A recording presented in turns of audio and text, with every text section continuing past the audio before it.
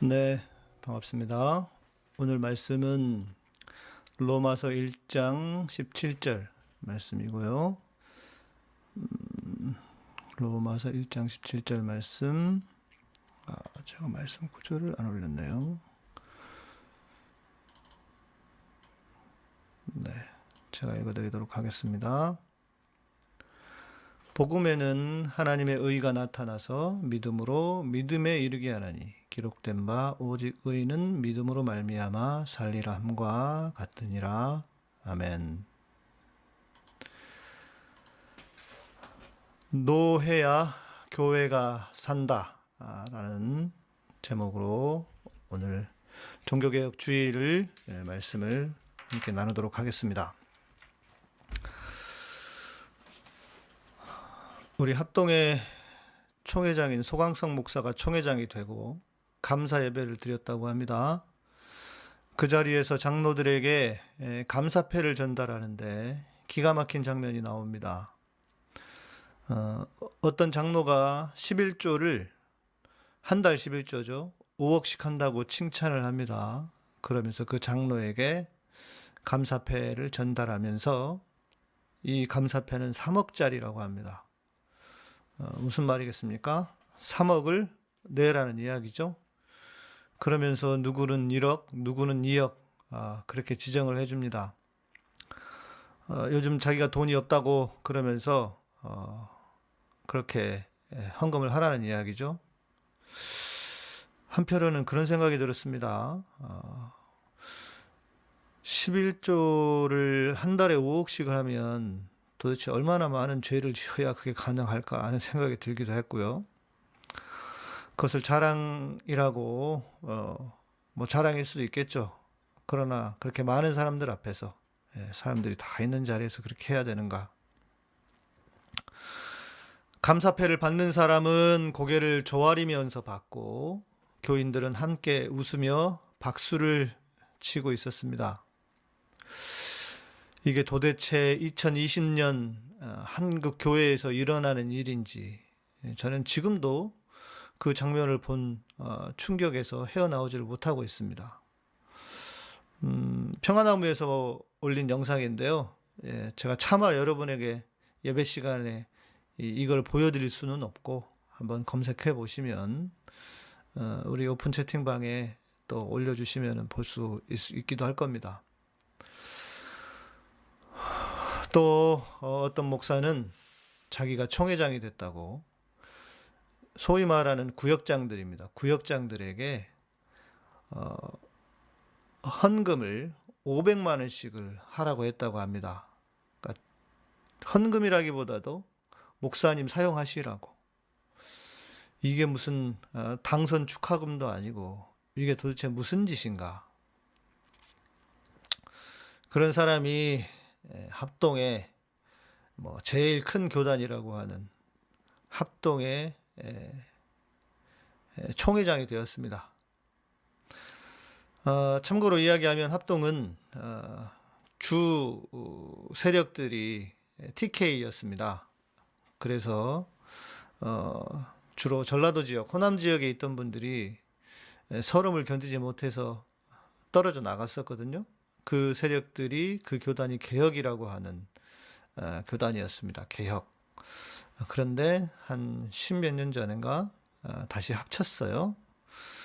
그래서 소강성 목사는 그 개혁 측에 소속되어 있던 목사로서 최초로 합친 이후에 최초로 총회장이 되었습니다. 뭐 예상했듯이 개혁 측은 그렇게 교세가 크지도 않았고 합동에 비하면 뭐 초라했겠죠. 그런데 다시 합치게 되었는데 그 이후로 최초의 총회장이 되었다. 뭐 그렇게 자랑스럽겠죠. 빛과 진리교회 김명진 목사는 최근 6개월 설교 정지로 면죄부를 받았습니다. 우리가 알고 있는 면죄부가 그 면죄부는 아닌데 말입니다. 남의 설교를 복사해서 붙이는 수준으로 하는 목사는 노회에서 면죄부를 받았고 그 목사에 항의하는 성도들을 출교시켰다고 합니다. 30몇 명이 그 교회에서 쫓겨났다고 합니다. 출교를 당한 거죠. 원래 출교라고 하는 것은 너는 이제 다른 교회도 갈 수 없어. 너는 이제 신앙을 가질 자격도 없어. 라고 하는 것이 출교입니다. 지난 우리 방송에 출연하셨던 그 목사와 싸우는 집사님이 또 최근에 엊그제도 통화했는데 또 그렇게 얘기를 하십니다. 저희들이 대단한 걸 원하는 게 아니고 그냥 상식을 바랄 뿐이라고. 그런데 한국 교회에서는 상식을 요구하는 것도 무리인 시대가 되고 말았습니다. 냉정히 말해서 한국 교회와 제일 어울리지 않는 말이 종교 개혁이 되어버렸습니다. 누가 무슨 개혁을 했다는 말일까요? 중세 카톨릭보다 더했으면 더했지 덜하다고 할 수가 없는 것이 지금의 현실입니다. 입으로는 종교개혁을 말하지만 종교개혁이 일어난 지 503년, 하필이면 올해가 503년째입니다. 503년이 지난 지금 다시 새로운 종교개혁을 말해야 하는 비극적인 현실입니다. 오늘은 종교개혁 기념주일로 지키는 날입니다. 물론 지난주에 하셨던 분들도 있지만 어제가 그러니까 1517년 10월 31일 그러니까 어제가 날짜로는 종교개혁을 했던 날인데 그래서 오늘 예배를 드리기도 합니다. 먼저는 종교개혁의 시작을 좀 알아보고 그러면 우리는 무엇을 해야 할지 함께 나눠보고자 합니다. 먼저 종교개혁의 시초. 우리가 다들 잘 알고 있듯이 종교개혁은 루터에 의해서 일어났습니다. 루터는 카톨릭 신부였습니다. 원래는 신부가 아니라 법학도였다고 합니다. 성직자가 되어야 하는지에 대한 고민도 많이 했었고 그러던 중에 갑작스럽게 친구가 죽게 되었고 그러면서 수도원에 들어갔다고 합니다. 1505년 어거스틴 수도원에 들어갔는데 그 수도원은 아주 엄격하기로 유명한 수도원이었다고 합니다. 그런 곳에서 그는 누구보다 열심히 기도하고 금식을 하면서 카톨릭의 교리와 교율을 배웠습니다. 그래서 2년 뒤 1507년에는 신부서품을 받았습니다. 그럼에도 마음 한구석에는 여전히 답답하고 무거운 해결되지 않은 짐 같은 것이 존재했었다고 합니다. 1510년 그는 모범 신부로 뽑혀서 5개월 동안 로마에 방문합니다. 지금 이야기하면 바티칸 성당이겠죠. 로마의 성당의 빌라도 계단을 무릎으로 기어 올라가면서 자신의 죄를 회개했습니다. 저는 아직 가보질 못해가지고 실은 올 5월에 가려고 했는데 무산이 됐는데 말이에요. 이런 곳이 있나 봅니다. 그래도 뭔가가 시원해지지 않았습니다. 그러니까 예수님의 십자가의 그 길을 자기는 맨 발로 걸을 수가 없어서 무릎으로 걸어 올라갔다는 것이죠. 구원의 확신이 생기지 않았기 때문이라고 합니다. 당시에 그가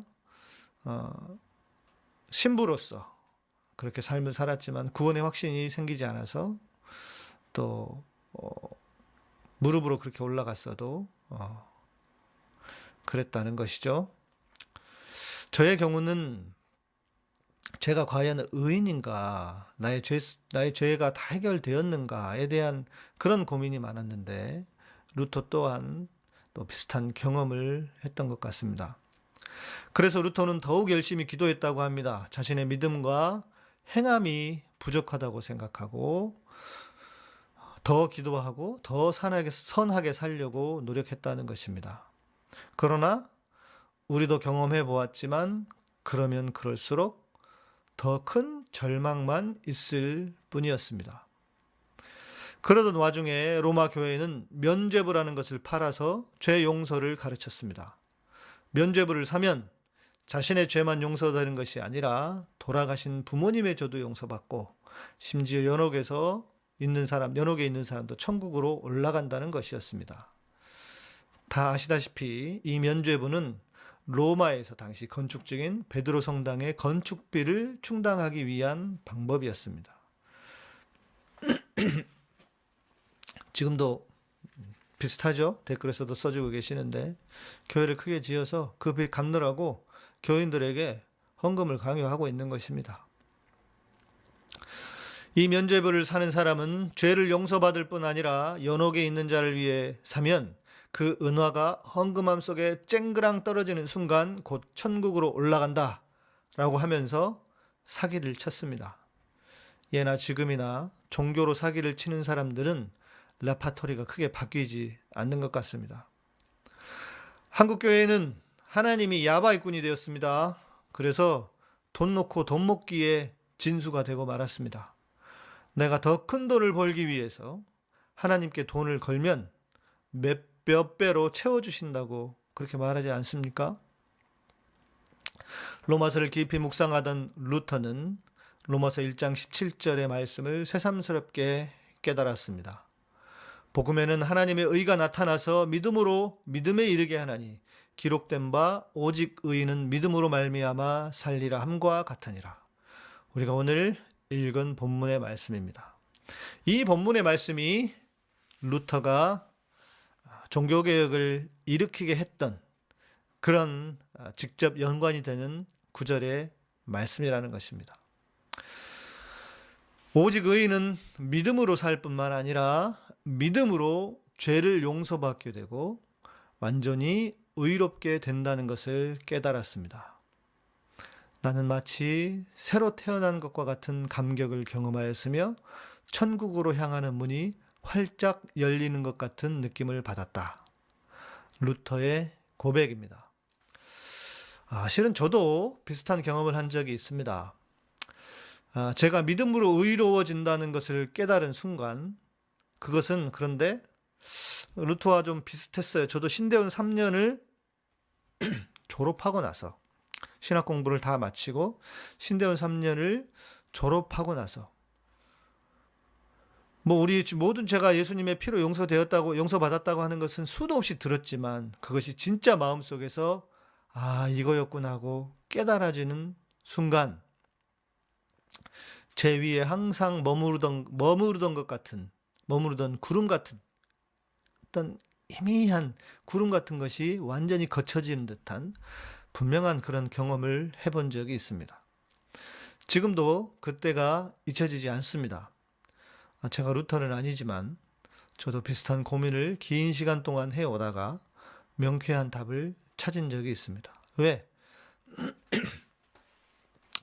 주님은 내가 의롭게 되었다고 하지만 아무리 봐도 저는 의롭지 않은 상태, 의롭지 않은 사람 같았단 말이죠. 그래서 그런 고민을 계속 해왔었습니다. 자, 그러나 루터에게 현실은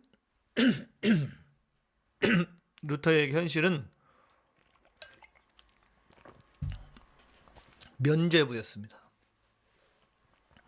당시 면죄부를 팔던 악명 높은 신부는 텄젤이라는 사람이었다고 합니다. 그가 면죄부를 팔기 위해 루터가 있는 비텐베르그로 왔습니다.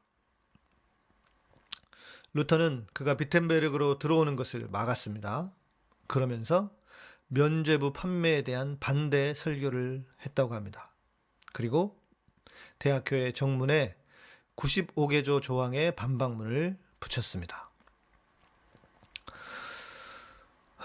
두 번째는 종교개혁의 3대 정신. 종교개혁의 3대 정신. 여러분 다 알고 계시죠? 오직 믿음, 오직 은혜, 오직 성경. 순서가 좀 바뀌기도 하지만요. 오직 믿음, 솔라 피데, 솔라 그라치아, 솔라 그라치아, 오직 은혜, 솔라 스크립타, 이렇게 얘기합니다. 로마어로. 이 세 가지가 종교교역의 3대 모토 혹은 정신이라고 할 수 있을 것입니다. 그런데 생각해보면 한국교회는 이 귀중한 정신조차도 왜곡하고 자기 멋대로 해석하고 있습니다. 루터가 전한 오직 믿음, 첫 번째 생각해볼 오직 믿음은 우리가 오직 예수 그리스도의 십자가의 공로로 깨끗하게 되고 의롭게 된다는 것이었습니다. 그러나 우리는 어떻습니까? 오직 믿음으로 구원받는다고 하니까 정말 믿기만 합니다. 머리로만 믿으면 다 구원받는다고 거짓말을 합니다. 인간의 믿음이라는 것이 어떻게 행동과 분리될 수 있습니까? 인간이기 때문에 연약해서 쓰러질 수는 있습니다. 한두 번 넘어질 수는 있습니다. 그러나 추악한 죄를 지속적으로 반복할 수는 없는 것입니다. 믿지도 않으면서 머리로만 믿는다고 하면서 오직 믿음을 우스운 교리로 만들어버리고 있습니다. 우리의 구원을 위해 무엇인가 더 필요하고, 그래서 면죄부를 팔았던 교회를 향해 저항한 가장 훌륭한 가치, 그 가치가 우스운 교리가 되고 있다는 것입니다. 그러면서 지금의 교회는 오직 믿음의 교리도 이용해 먹고 면죄부보다 더한 것도 팔아먹고 있습니다. 그러니까 둘 다 해 드시고 있다는 것입니다. 오직 은혜를 생각해 볼까요? 마찬가지입니다. 우리의 구원에 있어서 그 무엇도 영향을 줄 수 없고 오직 예수 그리스도의 은혜만이 우리를 구원한다고 하는 것이 루터가 전한 메시지입니다. 그러나 어떻습니까? 우리에게 진짜 은혜가 있습니까? 대충 하는 게 은혜고 묻지도 따지지도 않는 것이 은혜의 정의가 되고 말았습니다. 그러다 보니까 교인들은 바보가 됩니다. 바보 양성소가 한국 교회 아닙니까?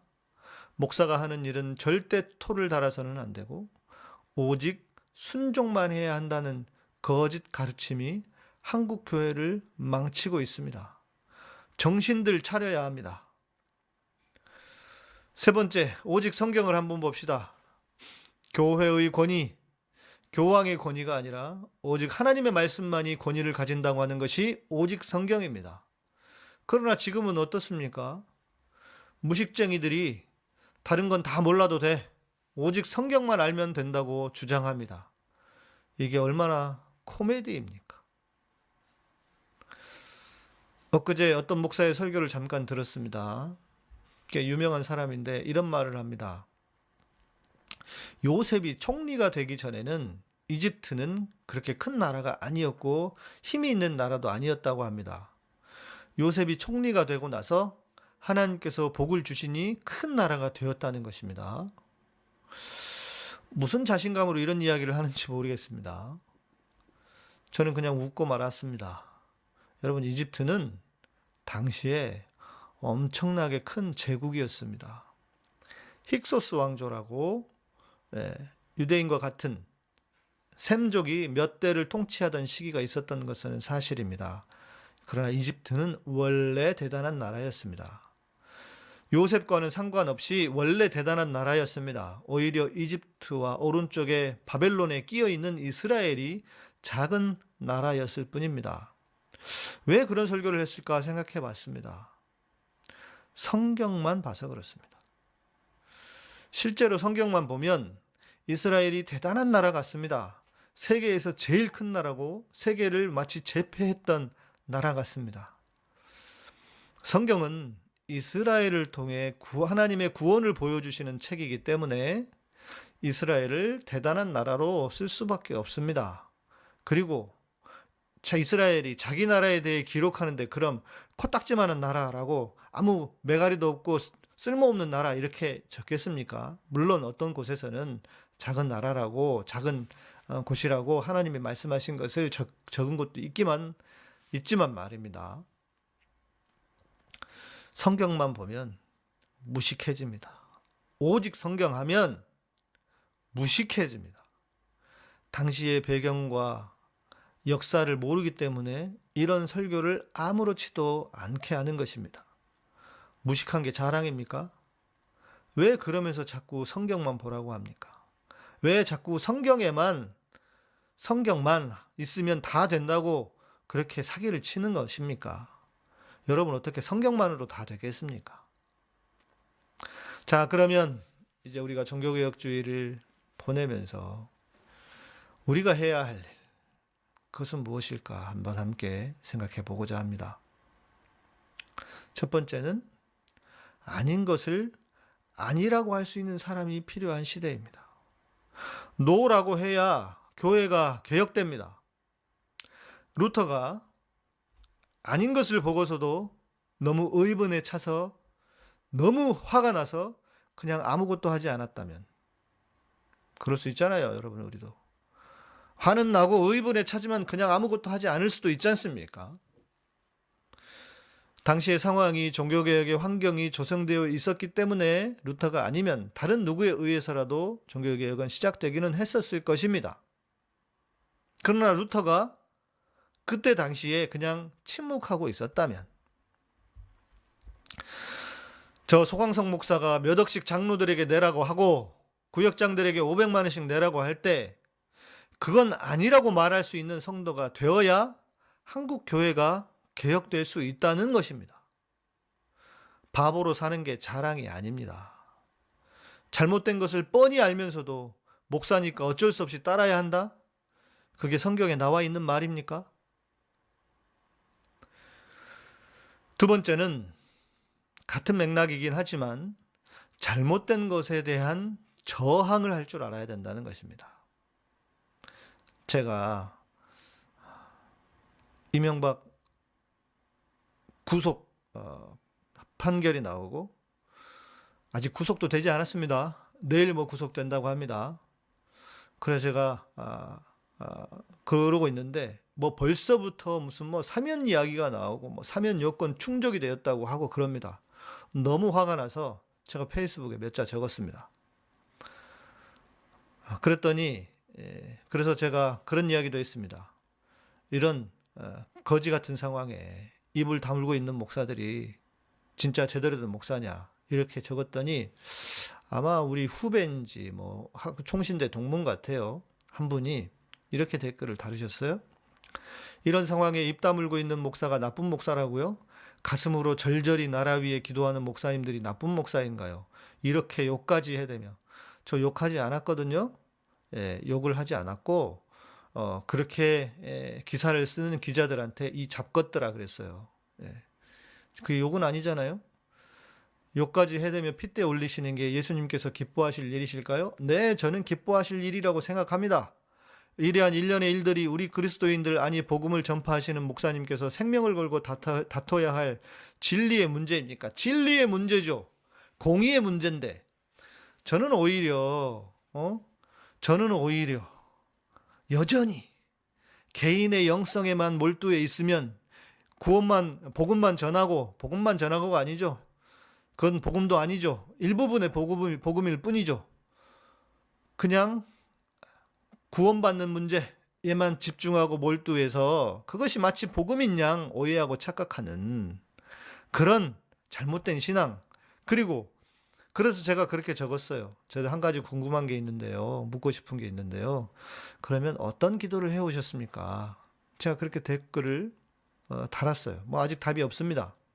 그러면서 십자가 복음의 진리의 문제입니까, 목사님? 이렇게 적었어요. 저는 이것이 진리의 문제라고 생각해요. 개인의 구원과 영성이 세상과 사회로 확장되는 것, 이것이 바로 복음이고 하나님의 나라입니다. 그에게 하나님의 나라는 무엇입니까? 예수 믿고 구원받는 것, 천국 가는 것, 그것이 그거의 하나님의 나라입니까? 어디서 그따위 거짓말을 합니까?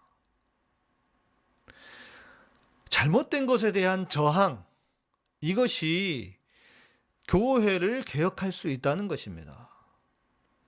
입 다물고 가만히 있으면 세상이 어떻게 바뀝니까? 전에도 한번 말씀드렸지 않습니까? 그러면서 이렇게 가만히 자기는 기도했다고 하면서 수많은 사람들이 피땀 흘려 만들어 놓은 민주화를 어찌 보면 무임승차하고 있는 것일 수도 있지 않습니까? 자기는 기도한다고 하면서. 기도가 뭐예요? 무릎 꿇고 하는 것만이 기도입니까? 제가 이렇게 답을 달았습니다. 저도 하나 여쭤보고 싶습니다. 혹시 무슨 기도를 해오셨는지요?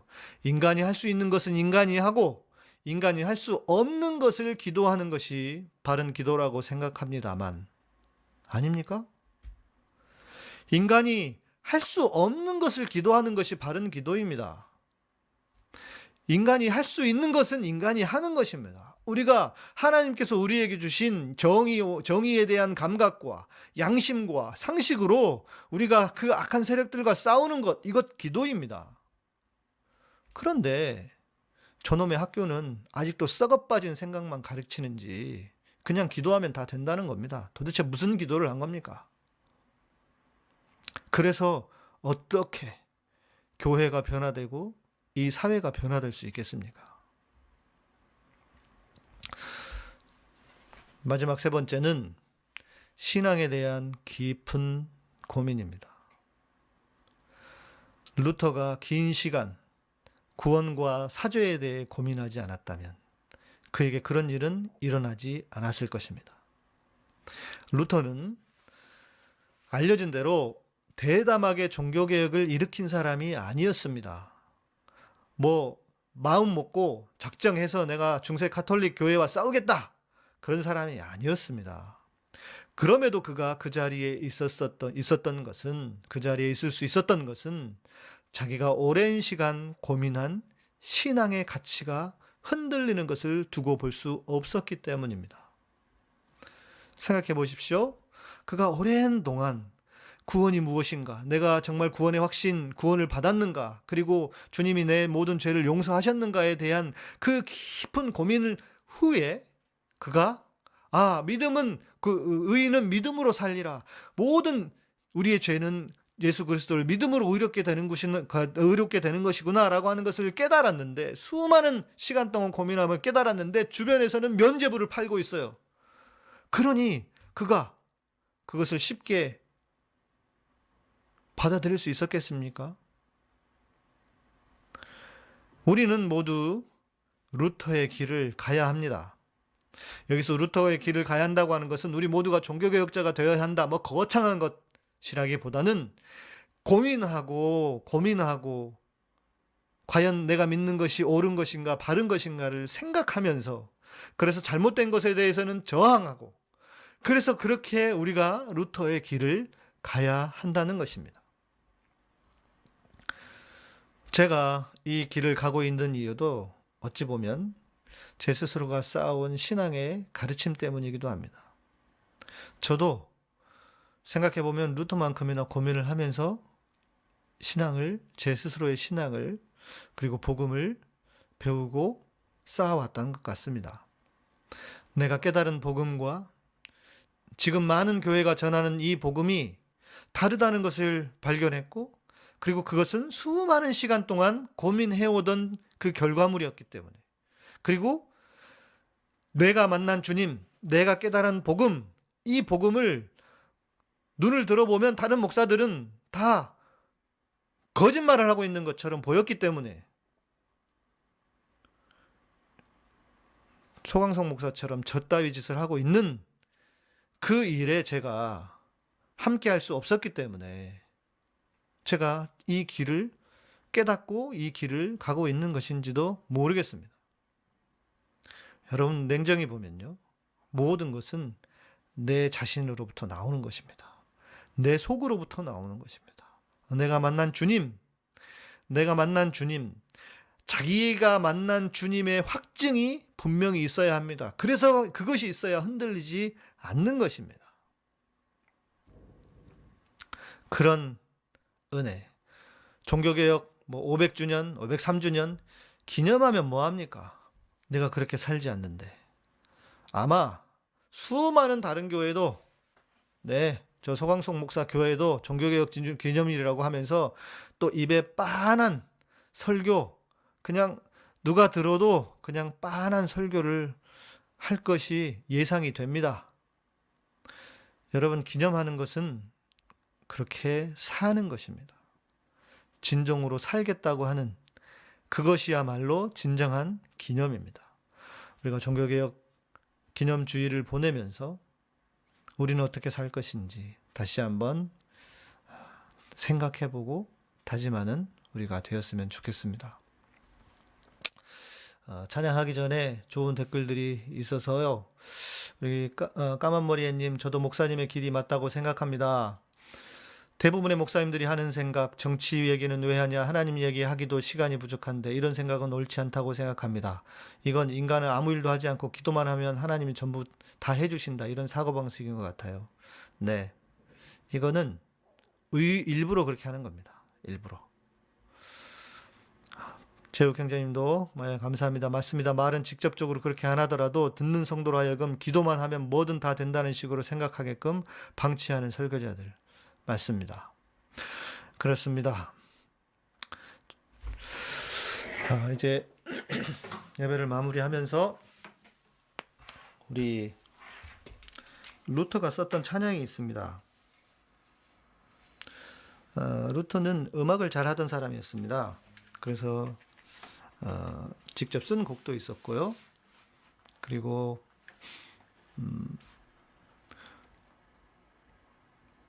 볼링 있죠, 볼링. 볼링도 루터가 만들었다고 합니다. 예.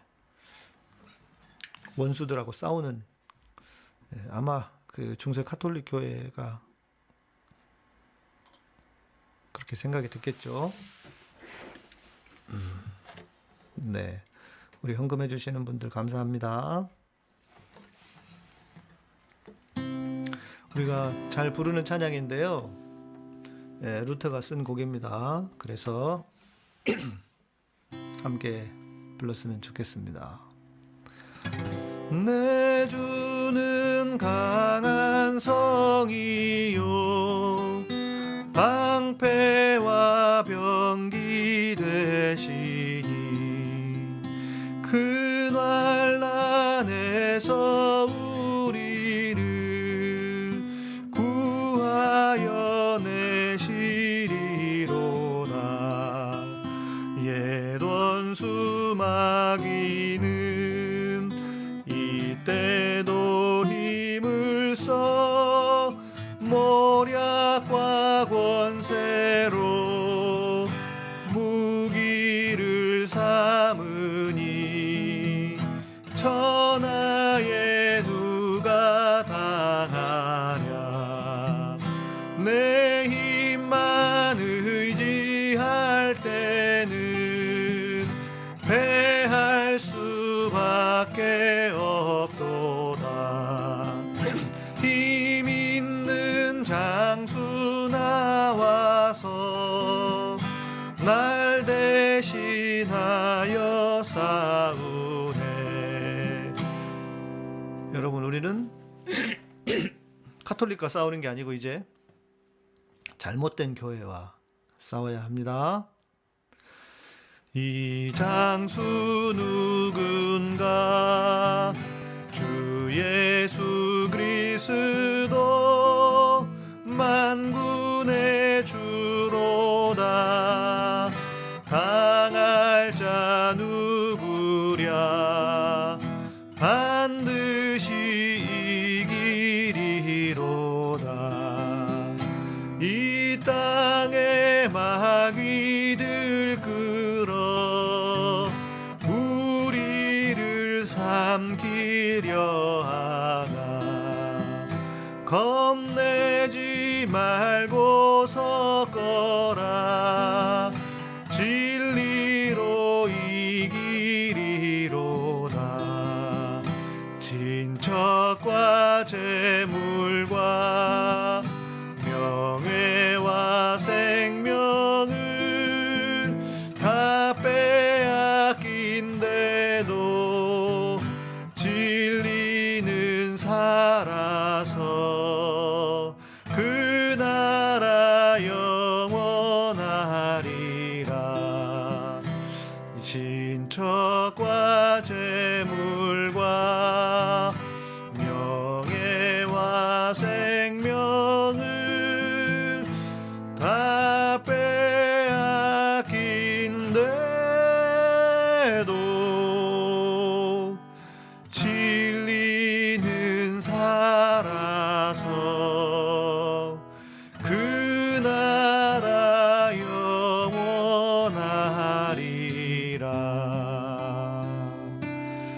아멘. 아멘. 아멘. 우리 에스텔님, 네, 제가 우매할 땐 분별이 안 되었었는데 아프고 고민하는 시간들을 통해 분별력을 주셔서 감사한 것 같아요. 오늘도 귀한 말씀 주셔서 감사합니다. 주님 앞에 늘 깨어 있기를 소망합니다. 아멘입니다. 네, 아멘입니다. 우리 진규 형제님, 이곳에 루터 같은 우리 영 목사님이 계셔서 정말 다행입니다. 아무런 한국교회 하나님의 빛이 목사님께 임하셨음을 저는 오늘도 확신했습니다. 아이고, 감사합니다. 극찬이시네요. 예.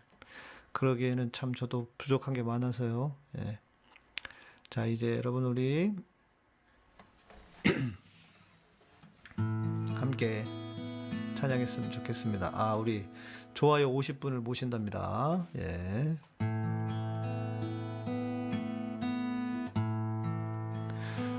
우리의 길이 결코 영광의 길이 아니고 오히려 십자가의 길이 될 것입니다.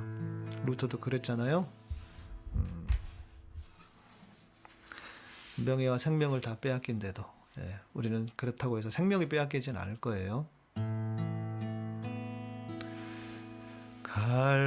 갈보리 산 위에 십자가 섰으니 주가 고난을 당한 표라. 험한 십자가를 내가 사랑함은 주가 보혈을 흘림인세 죄우 승리를 얻기까지 주의 십자가 사랑하리.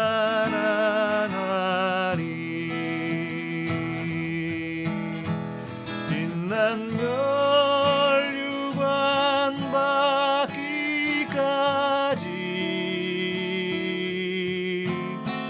험한 십자가 붙들겠네.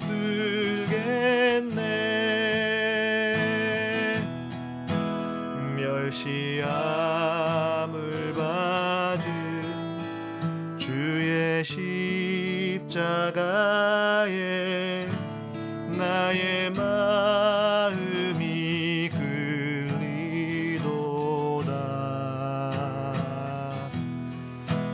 귀한 어린 양이 아멘 영광 다 버리고 험한 십자가 지셨도다.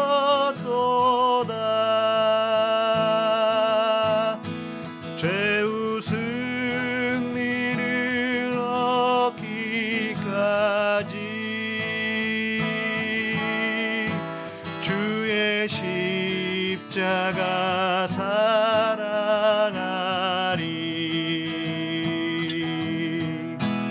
빛난 멸류관 받기까지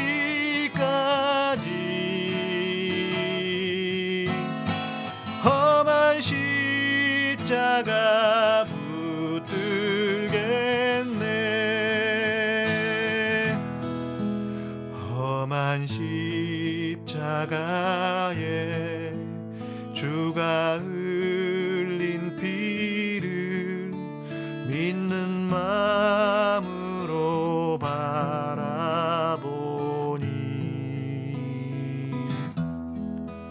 나를 용서하고 내 죄 사하시려 주가 흘리신 보혈일세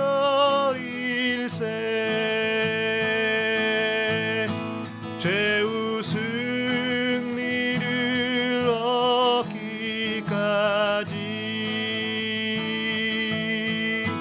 주의 십자가 사랑하리.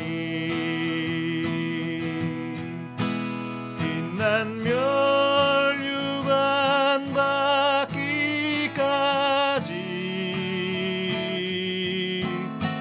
험한 십자가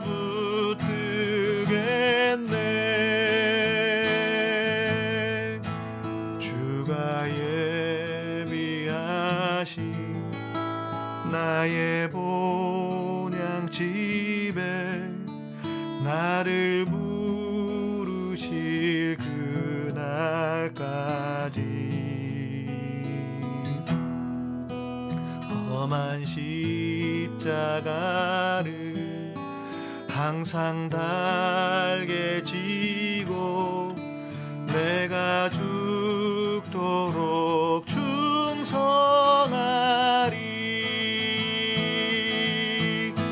죄우 승리를 얻기까지 주의 십자가 사랑하리. 빛난 면류관 받기까지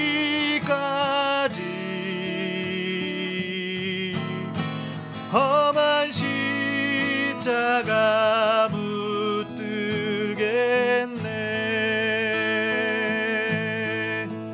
빛난 면류관 받기까지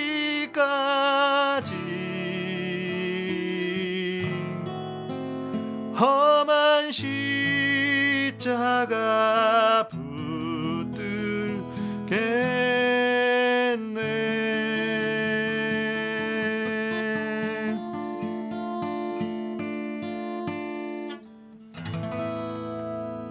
아멘. 기도하시겠습니다. 주님, 험한 십자가를 붙들고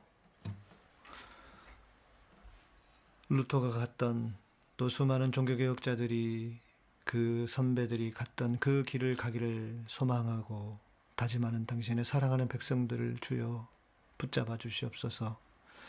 주님, 그 길은 영광의 길도 아니고 명예로운 길도 아니고 오직 주님이 가신 십자가의 길일 뿐인 것을 알고 있습니다. 주님, 이 땅의 교회를 아파하며 하나님께로 돌아가야 할 교회를 갈망하며 그렇게 소망하고 간구하는 당신의 사랑하는 백성들을 주님 이 시간 축복하여 주시고, 주님, 이 땅에 비가 내리는 것처럼 주님의 그 은혜의 비가 촉촉하게 모두에게 내리도록 주님 우리를 축복하여 주시옵소서. 남은 자로 사는 동안 힘들고 어려울 때마다 주님이 우리의 힘이 되어주시고 우리 능력이 되어주시고 주님이 우리의 소망이 되어주시고 우리의 격려가 되어주셔서 우리가 새 힘을 얻고 지치지 않고 포기하지 않도록 주님 우리에게 은혜를 허락하여 주시옵소서. 종교개혁 503주년을 기념하며 예배합니다. 주님 이 땅에 진정한 교회의 개혁이 있도록 우리를 사용하여 주시옵소서. 이제는 우리 주 예수 그리스도의 은혜와 하나님의 놀라우신 사랑과 성령님의 우리 안에서 위로하시고 감동하시고 감화하시고 역사하심이 이제 이 땅의 교회가 회복되고 개혁되고 변화되기를 다짐하는 당신의 사랑하는 모든 성도들 위해 세우신 교회와 카타콤과 예배의 향기의 사역위에 이 민족과 온 세계 위에 이제로부터 영원토록 함께 계실지어다. 아멘.